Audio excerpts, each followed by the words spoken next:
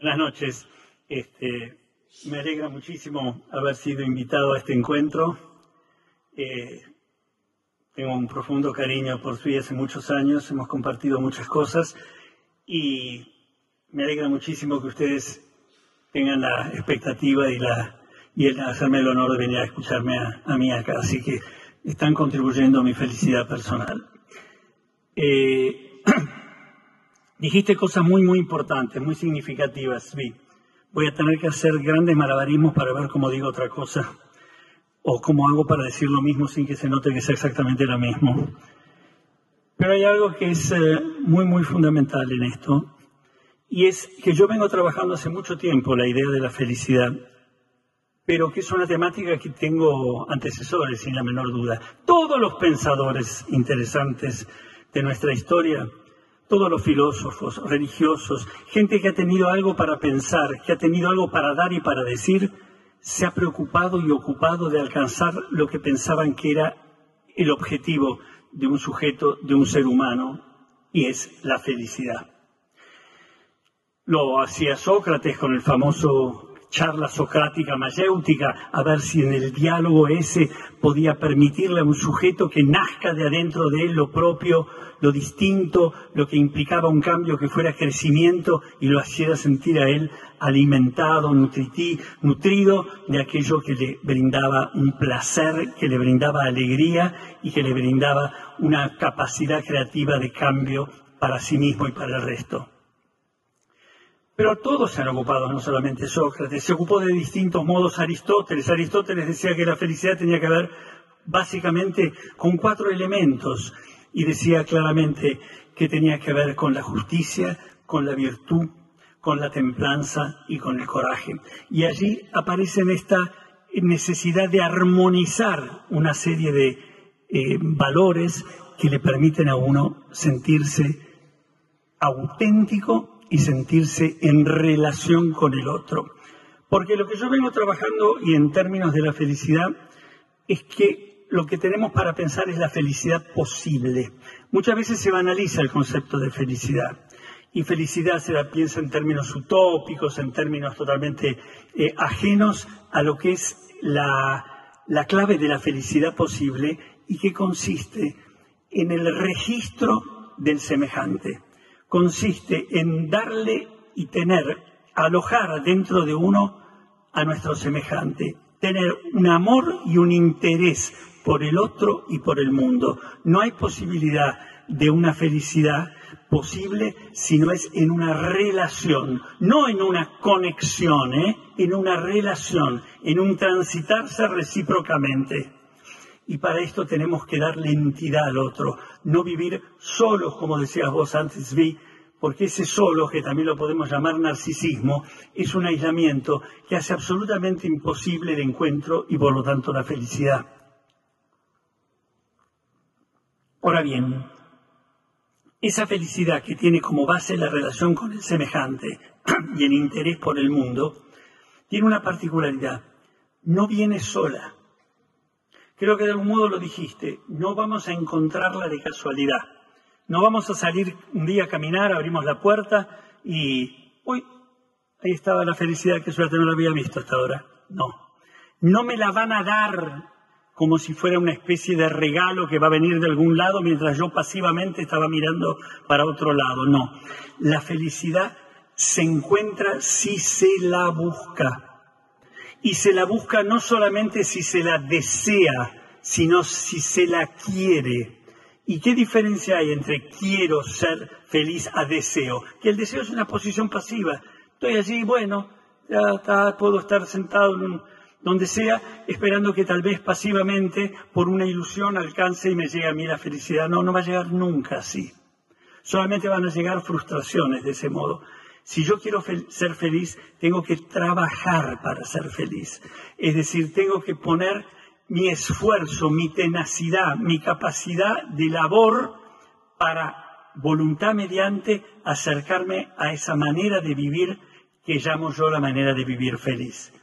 Por lo tanto, algo que es clave es que uno es el protagonista activo de su propia felicidad si pretende llegar a serlo. Y esto es muy, muy importante porque diferencia una manera de acercarse al tránsito por la vida. La felicidad no es llegar a un puerto, no hay un lugar que se llama la felicidad, llegué y ya está. Menos mal, ¿no? La felicidad es una manera de vivir. Es una manera de vivir la vida que incluye no solamente los valores como pueden ser el amor, la pertenencia, la capacidad de dar, la generosidad, la compasión, esa empatía que me permite identificarme con el otro, ponerme en su lugar y vibrar junto a él sin ocuparlo y sin alienarlo, sino que me permite a mí esa identificación donde respetamos las diferencias. Bien, la felicidad no es solamente lo que podemos ver como los valores de pertenencia positivos. También la felicidad es poder incorporar y poder, templanza mediante, enfrentar la adversidad. La felicidad posible incluye la frustración, incluye el dolor, incluye la pérdida, incluye la ausencia. Es la vida. No podemos suponer que la felicidad está ligada a la magia. No, la felicidad está ligada a una manera de transitar el itinerario que se convirtió en nuestra vida. Y por lo tanto el asunto es cómo lo hacemos. ¿Cómo incorporamos el dolor? ¿Cómo podemos tener la templanza para sostenerlo? ¿Y cómo podemos no convertir a lo que es una determinada adversidad o una determinado contratiempo o un determinado fracaso en un motivo de inhibición, de retracción y por lo tanto después de pesimismo y de odio? Una clave fundamental de la felicidad es el amor. Por eso dije registro del semejante, amor e interés por el otro. El amor significa ¿qué? No solamente el eros, no solamente el amor de la pareja, no solamente ese encuentro que tiene que ver con un tiempo de enamoramiento, que no es amor todavía, es enamoramiento, que se convertirá en amor cuando esa pareja, cuando ese encuentro empiece a poblarse, a que haya otros que se agregan al mundo que hasta ese momento era solamente de ellos dos, cuando empieza el cuidado del otro, cuando empieza la confianza que hace que un vínculo tenga un peso específico y uno se sienta seguro y acompañado. Cuando empieza el amor es cuando nosotros podemos dejar de aspirar simplemente a nuestra propia y única gratificación para sentir la felicidad de darle al otro lo que al otro lo hace feliz. Por lo tanto, no hay posibilidad de pensar en la felicidad sin amor. Es casi como una condición básica, les diría. Y esa capacidad de amar es lo que me permite disfrutar la generosidad, que es otro de los valores de la felicidad. Cuando ustedes dan, no por intercambio, no por solidaridad, que sería te doy a vos para que ganemos los dos, sino que te doy porque me llena de felicidad y me enriquece ver que te brindé algo que te hace feliz y que me muestra que yo no soy un sujeto prescindible, que formamos parte de un conjunto, que hay una pertenencia, que hay un argumento que nos reúne. Bueno, esto es clave. Por lo tanto, tenemos que ir pensando en términos de búsqueda, protagonista de aquello que buscamos, trabajo, labor, esfuerzo, relación con el otro, interés por el mundo y poder de este modo empezar a lograr cambios, crecimientos, creaciones, es decir, poder empezar a generar un movimiento que tiene que ver con ¿qué? Con la vida. La vida solamente es tal si hay cambio, si es distintas cosas, si aparecen diferentes posibilidades y alternativas que me llevan a enriquecer el mundo que estoy poblando. Ahora, claro está que tenemos otros dos factores que no me quiero... Me dicen ustedes cuando se me va el tiempo, pero hay dos factores que no podemos olvidar en relación con la felicidad. Y uno es la amistad. La amistad es esencial para pensar en términos de felicidad. La amistad es la presencia de aquel que me dice lo que yo tal vez no me atrevo a decirme a mí mismo. La amistad es aquel que tiene el coraje y el compromiso de valorarme y de arriesgar para que yo pueda entender algo que no entendía hasta ese entonces. Es el hermano elegido. El amigo es aquel que en su presencia yo siento que hay un testigo que también valida y testimonia que yo existo. Y la amistad es fundamental porque no queda solamente en lo singular del vínculo bipersonal, sino también en lo grupal y en lo social. Y es cuando hablamos de amistad cívica. ¿Qué quiere decir en último término amistad cívica?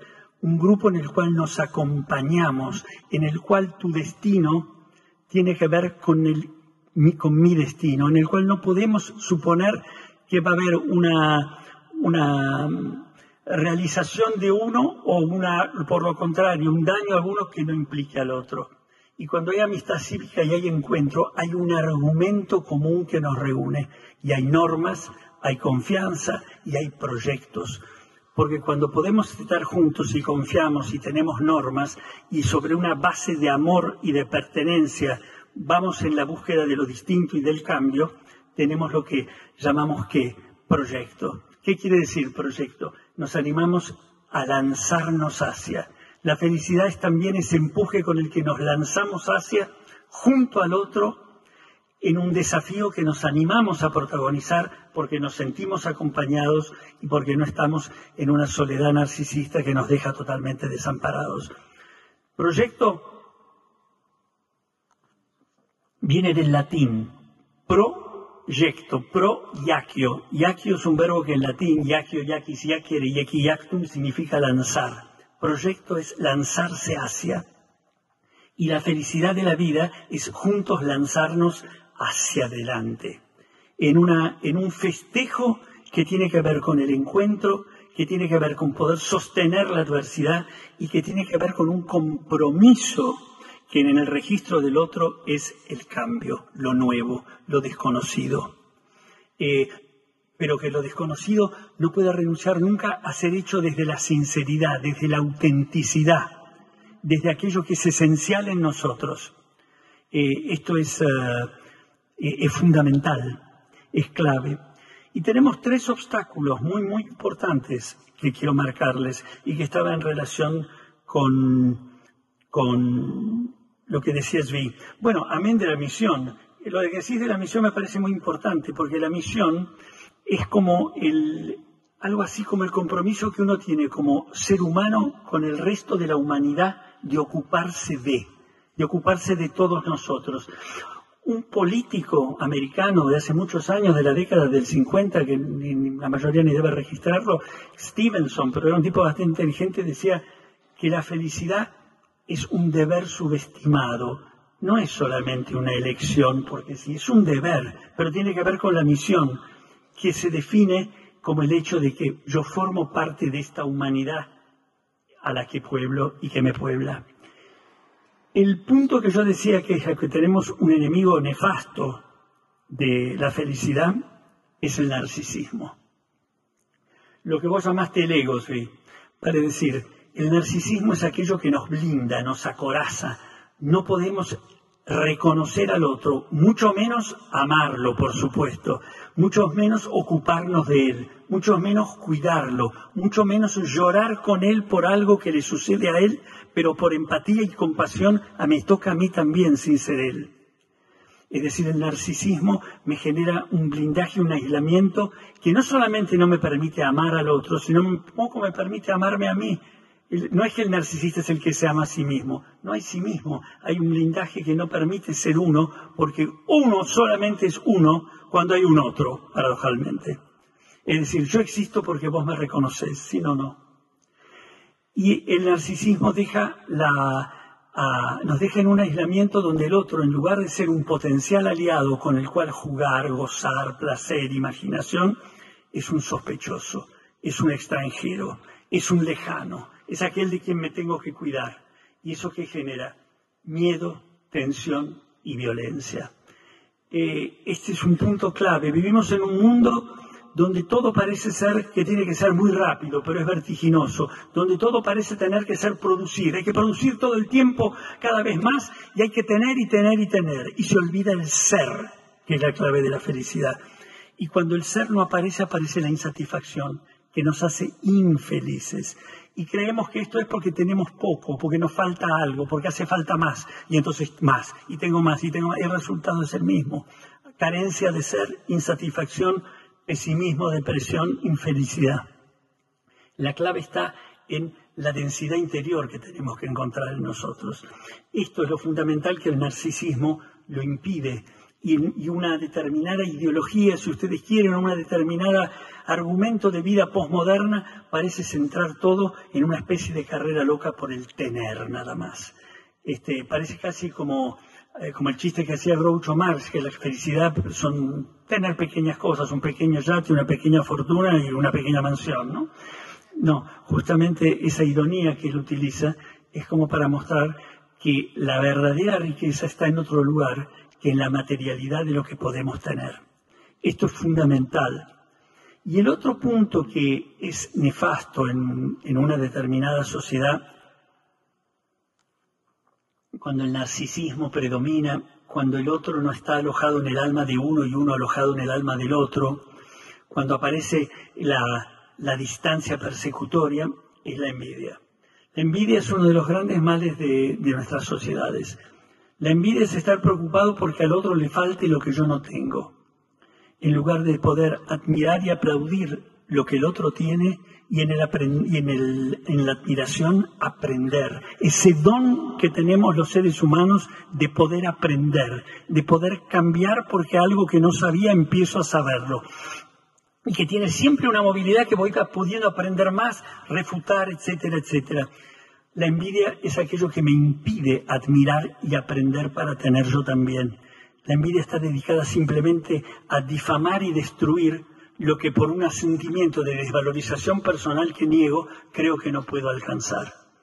Y eso nos deja en un lugar de mucha soledad, de mucha tensión persecutoria y yo diría que sociedades o donde lo que predomina es curiosamente un castigo a la sana ambición, llamando la voracidad, y donde la envidia pone el eje como una espada para tratar de lesionar a aquel que se animó a algo distinto, no puede progresar. Y donde no progresa lo grupal y lo social, el sujeto tampoco encuentra su lugar.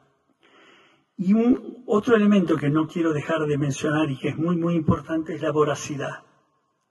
La voracidad es realmente uno de los problemas que impiden el disfrute de lo que tengo, impiden saborear el alimento que me dan, impide que yo tome agua cuando tenga sed y coma cuando tenga hambre. No, la voracidad es que tengo que tener todo, porque creo que si no lo tengo todo, el otro lo va a tener, es como si me lo robara a mí y yo me quedo sin nada. Narcisismo, envidia y voracidad son tres elementos que conspiran contra esa pertenencia, que conspiran contra esos vínculos que hacen posible que yo ponga en marcha mi búsqueda de la felicidad nuestra, que esto es un punto que me parece a mí que es clave de entender. Entonces, nosotros nos preguntamos muchas veces, ¿y es acaso esto posible? ¿Se puede trabajar? ¿Se puede ir generando un determinado vínculo y modalidad relacional que nos permita no estar atrapados en esto otro? Sí, por supuesto. En nuestros hogares, en la relación con nuestros padres, en los maestros que nos enseñen y nos enseñen a pensar. ¿Qué es que nos enseñen a pensar? Que nos enseñen que además de tener la información que le brindamos, le estamos concediendo la capacidad de pensar para que también puedan discutir con nosotros, para que puedan refutarnos. Y en ese vínculo relacional, donde vamos integrando diferencias y donde vamos permitiendo que continuamente la pregunta tome una delantera y no nos quedemos como en una especie de zona de confort aletargada, es donde vamos pudiendo ver un mundo que está vivo, que está pleno y que puede efectivamente hacerse crear, yo lo llamo, una manera de vivir, una manera de transitar la vida que es la de la felicidad posible. Bueno, gracias.